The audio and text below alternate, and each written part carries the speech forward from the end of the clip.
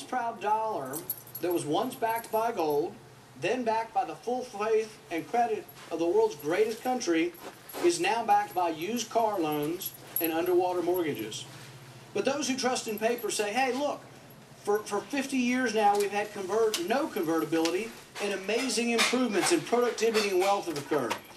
Perhaps. But one might also argue that we are living on the borrowed plumage of the past, that our current acceptance of a paper currency rests on the glory of our industrial and monetary past. No one can tell for sure what the future holds, but I for one am concerned that the panic of 2008 may not have been an anomaly, but a harbinger of something far worse. I am concerned that we have papered over the problems in a sea of new currency, that quantitative easing has created an illusion of safety and security, but beneath the surface lurks a bigger and more malevolent future. Don't take my word for it. Listen to some of the economists who predicted the financial crisis in 2008.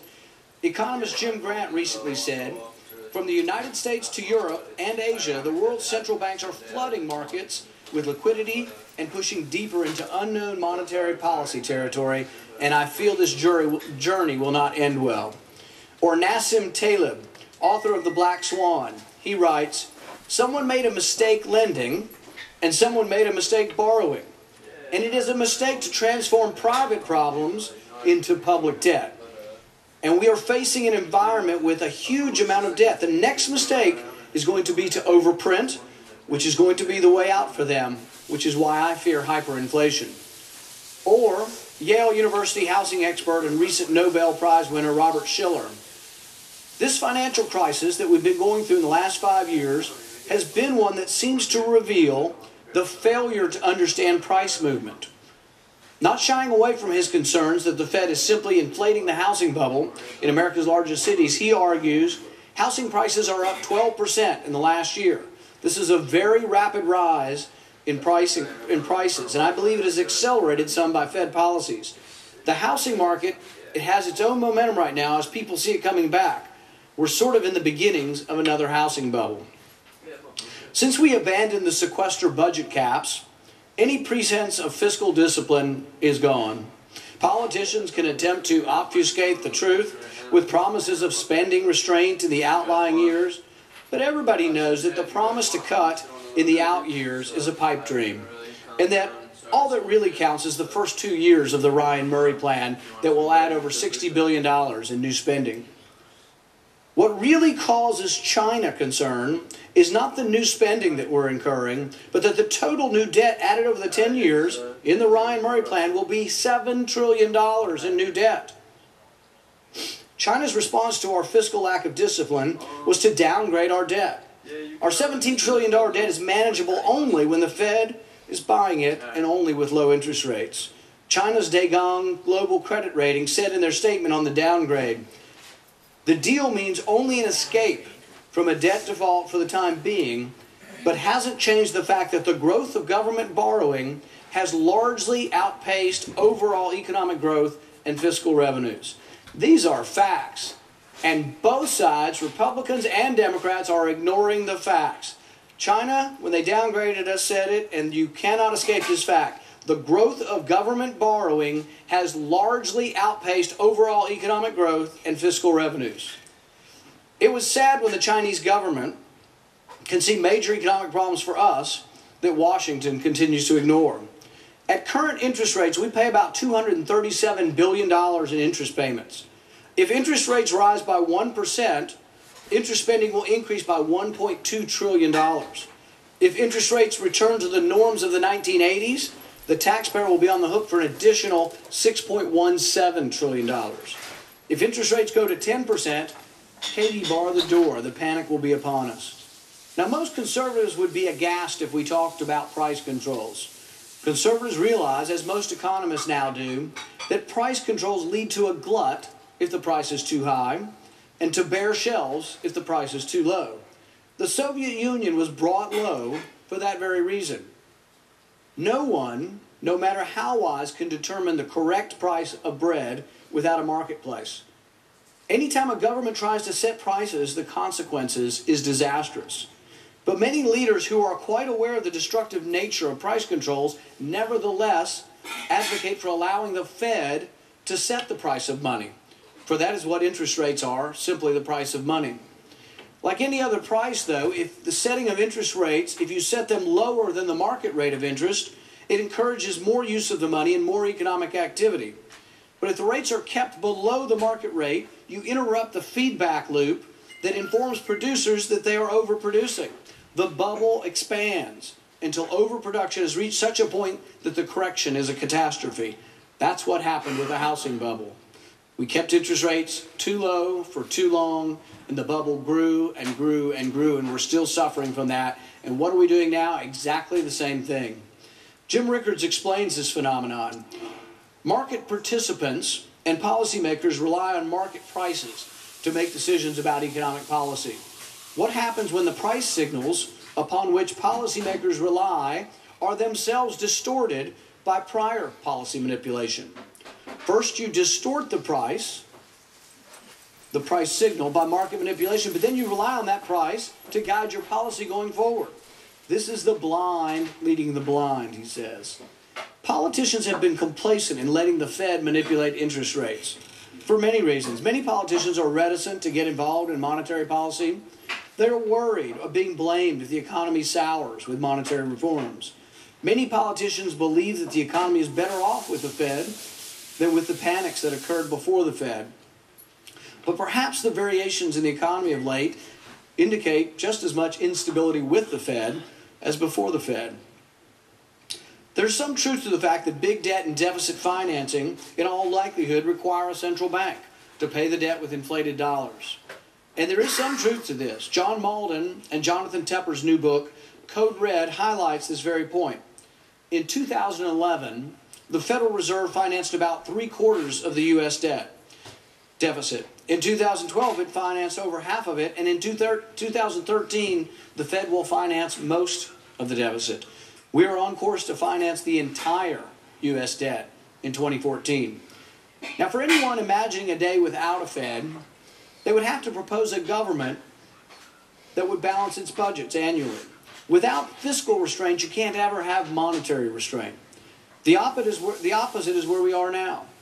With fiscal irresponsibility, borrowing over $1 million a minute, you need a compliant monetary policy. And that's exactly what we have.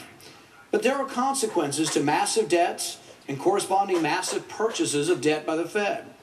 The consequences can be gradual or abrupt.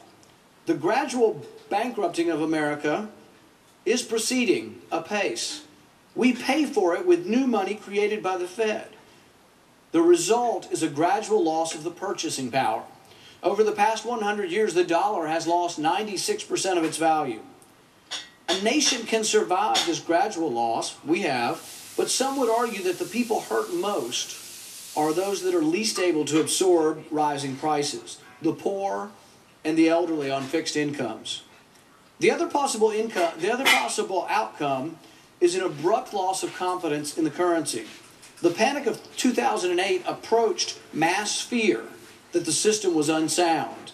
Reports that the emperor had no clothes were taken seriously, as even the soundness of money market funds was questioned. Our system of paper currency, now backed by the promises of politicians, a $17 trillion debt, and used car loans and bad home mortgages, is always one panic away from dissolution. When that day comes is uncertain. Can the Fed continue the legerdemain?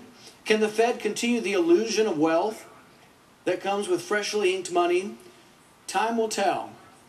But I, for one, want to know what the Fed is doing. Are individuals enriching themselves at the expense of the public? Does Fed policy enrich one group of individuals at the expense of another? What assets does the Fed hold? What informs their decision-making process? I, for one, want answers. I, for one, want transparency. President Obama's choice of Janet Yellen as the new head of the Federal Reserve is concerning due to the policies Ms. Yellen has promoted in her history at the Fed. The Federal Reserve's answer to economic crisis has long been simply to print more money, or what they call quantitative easing. It does not take a rocket scientist to figure out that printing money out of thin air is not sound long-term economic policy. But Ms. Yellen has been a major cheerleader for it. The Washington Post, Neil Irwin, wrote that Yellen has been not merely an engineer of quantitative easing and forward guidance, but a consistent voice within the central bank to go even further. Quantitative easing is not enough. She wants more. Will she go further? Will the same policies continue unabated? Those of us who think quantitative easing has gotten out of hand are now being asked to confirm a nominee who thinks that the Fed has not done enough along these lines. The vote was overwhelming to confirm Janet Yellen, but I think we will rue the day that we endorsed quantitative easing. I believe the Federal Reserve is structurally flawed. I believe we need to be able to prevent or restrict chairmen today or in the future from aiding and abetting the allies of banks and big government. As monetary historian Peter Bernholtz wrote in his famous book, Monetary Regimes and Inflation, we draw the conclusion that the creation of money to finance a public budget deficit has been the reason for hyperinflations. I see nothing in Yellen's past performance of the Fed that would indicate that her policies will be any different than what we see today. In fact, I see evidence that things may well get worse. I've introduced a bipartisan bill called Federal Reserve Transparency Act, known also as Audit the Fed.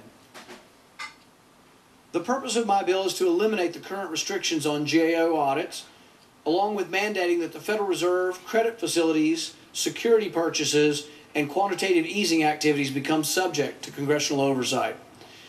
Looking into what the Federal Reserve does with our money has significant support from both parties, many members of which have heard the same concerns back home in their state district. Audit the Fed passed overwhelmingly in the House with 350 votes. Every Republican and 100 Democrats voted for it.